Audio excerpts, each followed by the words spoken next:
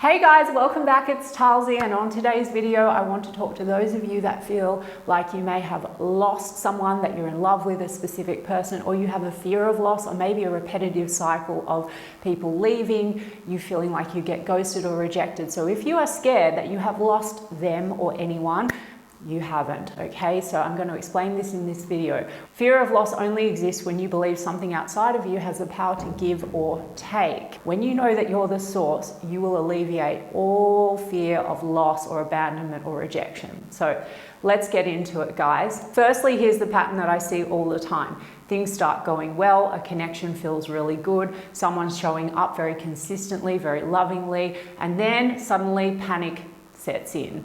For example, why are they pulling away? Everything was going great, now there's silence. Now on this channel, we talk about manifesting love, shifting relationship dynamics and specific people, not from forcing or fixing, but from consciousness and identity. And I want to say this clearly because I hope this video is going to help two groups of people in particular. Firstly, those of you who already understand the fundamentals of conscious manifesting, maybe you've been following me for a while, or other creators, or reading a lot about manifesting, but you're still experiencing anxiety that you're doing it wrong, or that you're one fearful thought away from things being taken away from you, or you're seeing patchiness or inconsistent results, or even feeling like you keep scanning the outside, looking for evidence that something is going to show up or not show up, or that your person is going to change. And secondly, those of you who are really into tarot and tarot love readings but are unfamiliar with how manifestation, consciousness and identity works underneath what you're seeing reflected back in the cards. So I'm going to tackle this for both groups because what I want to do in this video is debunk some of the most common patterns I see people reinforcing over and over again, like hot and cold behavior, runner chaser dynamics, anxious avoidant labeling, cycles of rejection, ghosting, abandonment, inconsistency with an SP or in love. So this is not going to be by us analyzing the other person or by diagnosing behavior. And guys, I'm not a substitute for a therapist, but when we look at this from the consciousness perspective, I hope that this is going to help a lot of you. So I want to explain what's really actually happening at the level of state, perception, and awareness. And my hope is that by the end of this video, you've stopped reinforcing these cycles, you've alleviated any concern that you're like one wrong thought or one wrong move away from losing someone, and you've remembered where the power actually is, which is within. Because once this lands, you're gonna stop scanning, reacting, you're gonna stop spiraling, and you're gonna stop feeling like you're walking on eggshells within your own mind. You're also gonna see much more sustainable and faster shifts within your physical reality and with any specific person that you're dealing with. So let's start here. Your outer world is not the cause. It never has been. The 3D is a mirror, not an authority. Your specific person is never acting independently of you. Love doesn't randomly show up and it doesn't randomly disappear. Things don't come from the outside, so they also can't be taken by the outside. Everything originates in you, within your consciousness, your identity, and your awareness of being, the state you're experiencing your life from.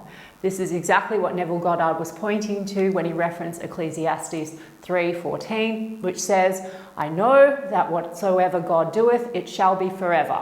Nothing can be added to it, nor anything taken from it." Neville explained this as creation is finished, which I've referenced in other videos, guys, and this is essential to understand. It means consciousness is the only reality. Your personal reality is a reflection of whatever state that you're in, and all creation already exists. Nothing is being created, and you are selecting from what already is. So if you are the awareness choosing, nothing can be added to you, nothing can be taken from you. All versions of reality already exist through you, and nothing can be lost. You're not holding something that's very fragile or experiencing a relationship that may or may not last. You're choosing a state, and your reality is reflecting that state. And you can never lose anything because you are everything. So let's talk about when things start going well and then people panic. This is the moment most people don't understand. They see closeness with a person, communication, forward movement, and then suddenly their mind goes to, for example, why haven't they texted me today? I thought things were going well. Why does it feel quieter? Why is the energy feeling different? Oh no, are they pulling back? Oh, am I being ghosted? Oh, maybe they're rejecting me. Did my affirmations work? Some of you who are doing affirmations, you're worried that you're not actually doing them right. So nothing externally has actually ever changed. What changed in those moments is the state from which you're perceiving. So then you start scanning. Silence feels threatening. Even something neutral feels negative. Space feels like rejection, not because it actually is, but because your perception is reflected back in your reality. So Joseph Murphy explained this through the conscious and the subconscious mind. The conscious mind chooses, the subconscious executes. So this is all you. The subconscious, or your subconscious rather, isn't analyzing, it's not arguing with you, it's not checking circumstances, it's just accepting whatever identity you're living from or perceiving from in any given moment. Okay, with sustained attention. So when fear comes in, fear can multiply. Not because you did something wrong, not because you ruined anything, but because what has changed was the state you started perceiving from. You slipped out of an identity where things were going well, where you were perceiving things as really positive and lots of momentum, and into a state where you're feeling and thinking, what if I lose this? Instead of, I'm the source. The subconscious is accepting, okay, this is who we are right now. Therefore, the outer world is going to reflect that state. But the same thing happens with certainty, security. When you remind yourself, I'm the source, and I am secure, and I am chosen, and no one actually has any ability to take anyone or anything away from me because I am everything, then this will be confirmed. Circumstances do not override states, guys. They have no power. They're neutral, they're temporary, they're old projections, they're echoes of an identity. So a pause, perceived, a delay, perceived, a tone shift, again, perceived, a quiet moment. None of that means anything until you, with sustained awareness, assign a meaning that you choose. So if you remind yourself, I'm the source of this, and you accept that, and you decide what things mean, you don't react, you just reselect. So I want to talk about push-pull, silence, and mislabeling of states. This is why I don't love labels like push-pull or anxious avoidant on this channel, because people start identifying with a pattern instead of them being the power and being able to select whoever the hell they are in any given moment. So this is where they start to say, it always happens to me. People always pull away. My person pulls away. I get anxious. They become avoidant, etc., etc. So when your perception changes, the mirror responds.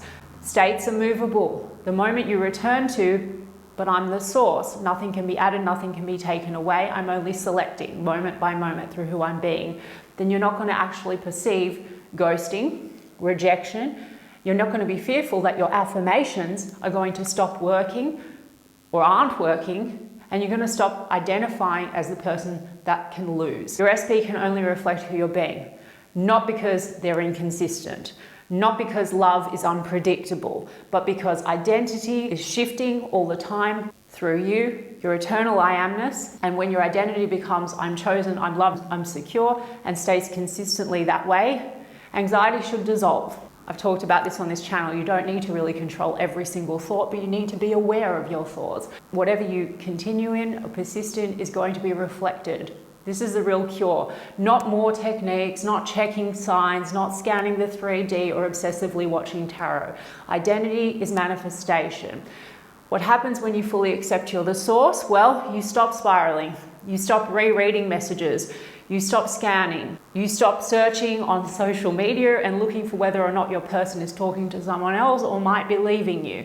Because you know the only proof, the only validation is actually you. The outside is always following you. So when panic shows up, you don't fight it. You remind yourself, I'm the source of all things.